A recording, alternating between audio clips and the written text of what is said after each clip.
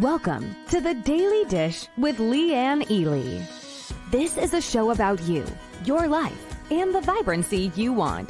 Join us for daily motivation, wise women's tips, and more as we collectively gather together and move the needle in our lives, heart, mind, body, and soul. Now, here is your host, Leanne Ely, and the Daily Dish. Y'all, I'm giving you credit for showing up. I'm giving me credit for showing up. I am right now. There's Mark. Say hi, Mark.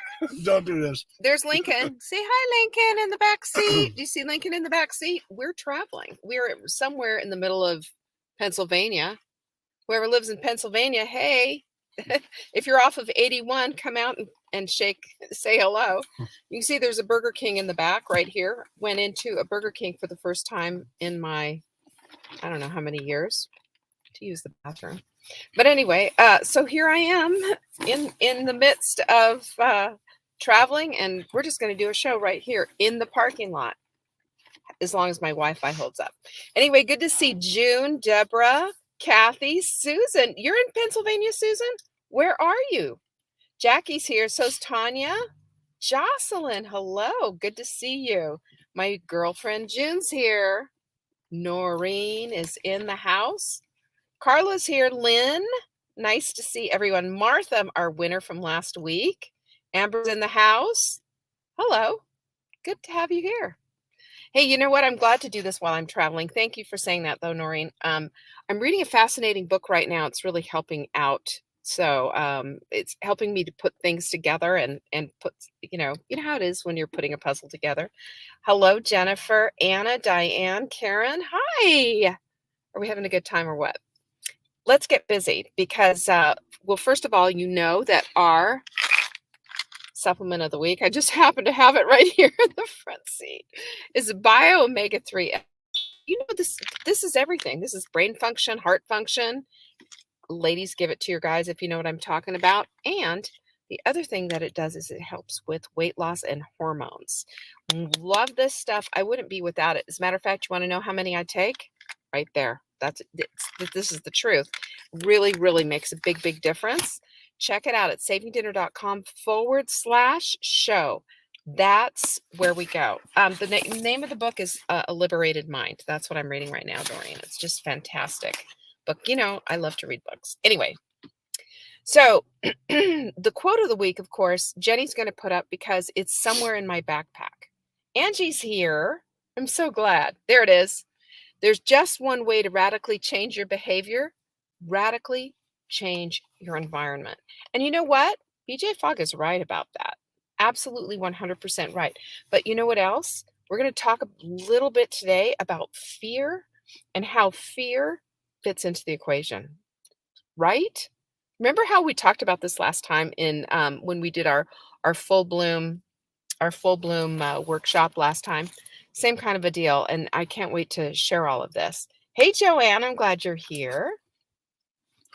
So this Friday, by the way, we will be doing our last Q&A of the year.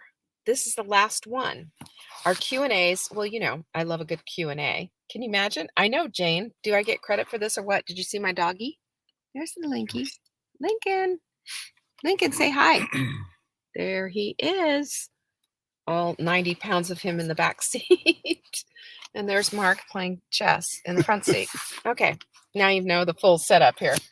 Anyway, I want you to know specifically about Saturday, January 8th. This is where we're going to be doing the Creating a Vibrant 2022 workshop. And I cannot tell you, I'm lit up about this. This is going to be quite the event. And if you want to start your 2022 off right and not just have another dumb New Year's resolution, but instead are looking to have goals that have meaning and goals that mean something. Well, you know, goals that have meaning and goals that mean something. Same thing, right? You know, then you're going to want to check this out. And by the way, if you haven't yet, do sign up for our text messaging. That is at 855-960-3720. All you got to do is hit the word join. Yeah, extra credit for having all three of us in the car. You bet that. Bucks County in November. Lynn's in Pennsylvania. I don't know where Bucks County is, but you know what? It's a pretty area. I don't know where we are right now, but we're outside of Harrisburg. I know Half hour north. Half hour north of Harrisburg. So let me get, hey, there's Terry. Let's get to today's show so I can get back on the road so I can be home and do this from my house tomorrow, that's what I want. That's more than anything.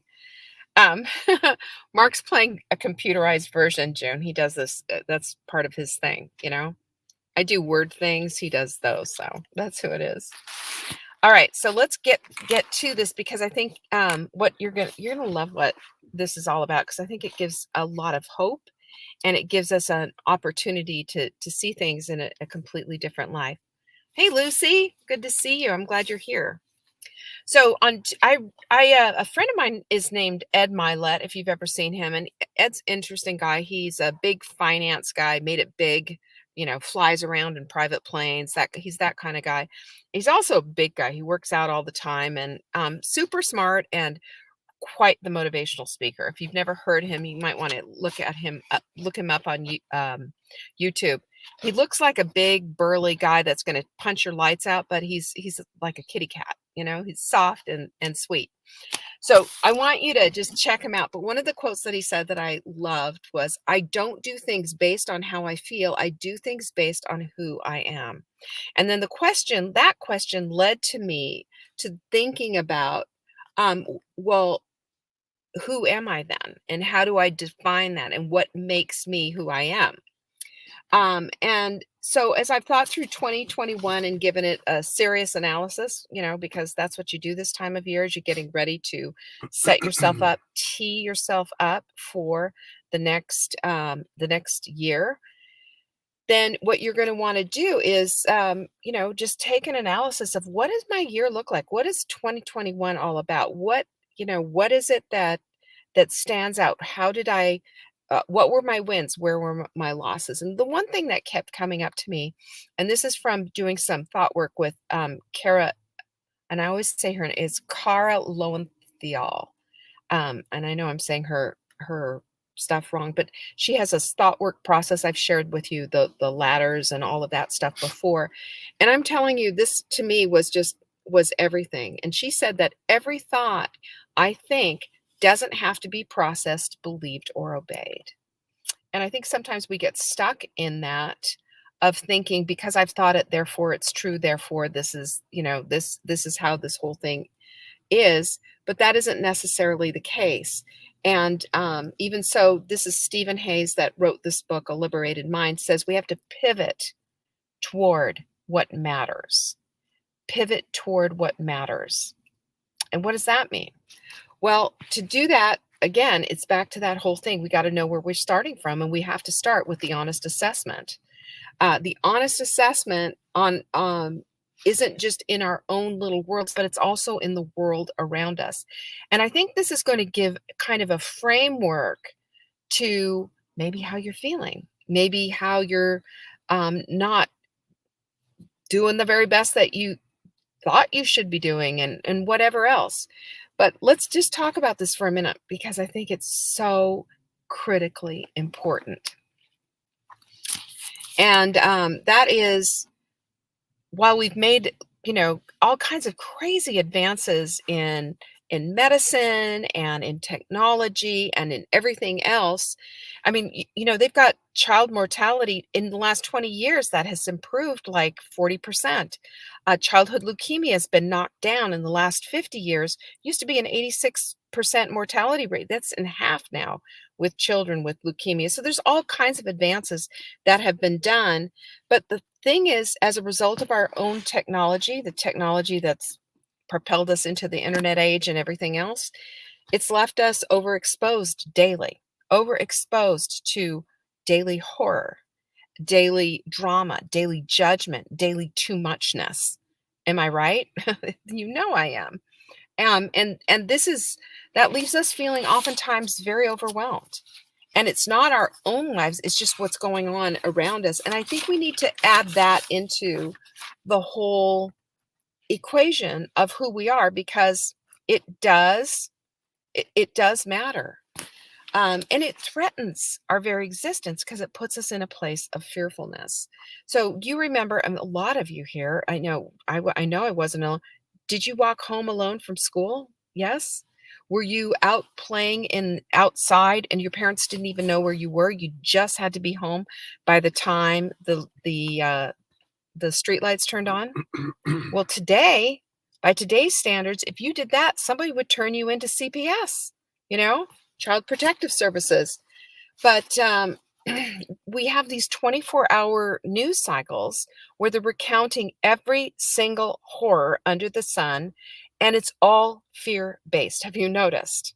It is all fear-based, and it's pretty awful. But what happens is this it obliterates our any feelings of safety, and we look at the world through this clouded lens of fear and being scared and thinking that there's the boogeyman behind every bush. And when we compound that reality with the fact that now entertainment is made to duplicate this with reality shows, with all of these, this garbage out there that emotionally and psychologically just absolutely impacts us, we're toast. We have this constant fear bubble around us, and it's on purpose. This is probably, this is what everybody's doing. Everybody's trying to grab the headline. Everybody's trying to get your viewing in there. Everybody's doing this so that they can get viewership, right? But Steve Hayes has a different an interesting perspective on this whole thing and says we need to have psychological flexibility. What an interesting concept. So what does that mean? It means the ability to feel and think with openness, experience the present, move into the direction of what's important to you, all along building habits that support your values and your dreams. Right? Easier said than done because we're confounded by all the crazy of trying to live our lives according to what it is that we want and the vibrancy that we're trying to ascertain, and yet all of this stuff is going on around us. So sometimes what that means, according to this guy Steve, let's just call him Steve, first name basis, it means that we have to turn toward our suffering, because his whole point is we spend so much time running away from it that we don't get the lesson out of what it is. So rather, we have to look at these things have the power to cause us the most pain are sometimes the things that are going to give us our biggest lesson. And I think that's a profound statement right there. Think about how we do this. We deny that it even exists and pretend that we don't even see it, the elephant in the room. Nope, nope, not gonna address it. And then we self-medicate. We find ourselves maybe even habitually going for something that's going to self-medicate. And, that could run the gamut of different things. We ignore it, run away from it, but we spend our energy doing that instead of turning around and facing it. And I think that's it. So what do? We lean in, we look for the lesson. There's a lesson there. We look for the pain and learn to properly evaluate the fear. And like we talked about when we talk about learning from the fear and to proper evaluating the fear, we have to go back to what we talked about in our last workshop, which I believe was this summer, about the fear fence. Do you remember the fear fence? And the fear fence is just such a small little thing. It's rickety, it's falling apart. The fear fence is bigger in our brain than it is in reality. And that is how we learn to tolerate this stuff, find the lesson, and go forward from it. So the fear fence isn't overwhelming. It's manageable when we understand that it's made up of a lot of old stuff. And when we face it, we notice and see that it's actually a whole lot smaller than we thought it was. And this is the deal. We all have pain and we all have fear. Nobody is walking on this planet without it. And if they say, "Oh, I have no fear and I have no pain," denied it long enough that they don't even know it's there anymore, or that they just, you know, whatever. People, you can check out as much as you want, but you're not going to be able to run away from it. It's still there. So what do we do with all of this? Well, there's a couple of things we need to do. One is to develop a tolerance for it. Seriously, because you can't make it go away. We develop a tolerance for it by putting it into its proper perspective. And that's when we learn to live side by side with pain and with fear.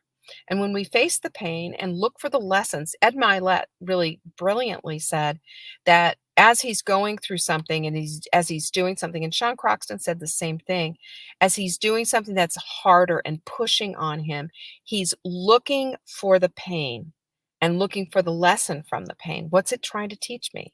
What do I need to know about this? And we work so hard to work away from the pain that we don't ever get to the things that we really truly want. And if we're going to, like Steve Jobs says, put a dent in this universe, then we've got to go into the places that we don't want to go. Right, Julie? I understand that. I hope if you want to quit soon, and stop self-medicate, you should come on January 8th. January 8th is savingdinner.com/vibrant 2022. Yes, vibrant 2022.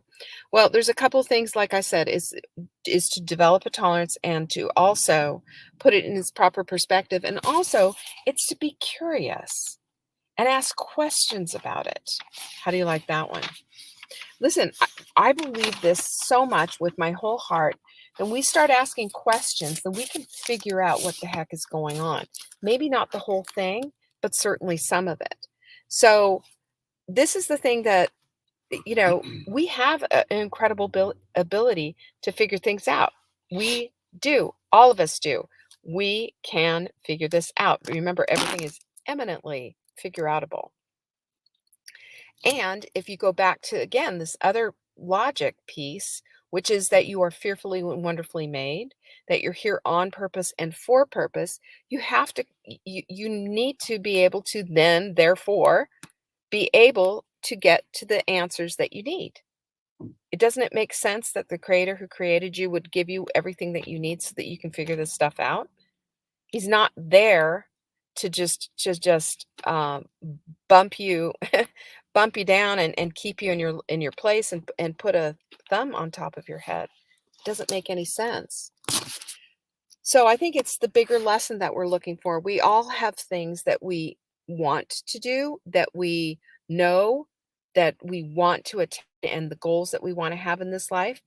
Do we necessarily get them? No. But when we understand that deep down we're doing a lot of things that are blocking these things, that are making it so that we can't get what it is that we want, we know this already. Deep down inside, we already know that we are doing, every time we sit out to numb out with our phones or numb out with maybe cigarettes, Julie, and yeah, you should check out our L-glutamine. I mean, it means everything. It wipes out cravings and will help with that short-term stuff. But when we're trying to do this and trying to get beyond all of this, that's exactly what it is. We understand and know that what we're doing instead of facing stuff is we are going full board into it because we're in the avoiding place. And the avoiding place never, ever helps us to figure it out and make things happen for us.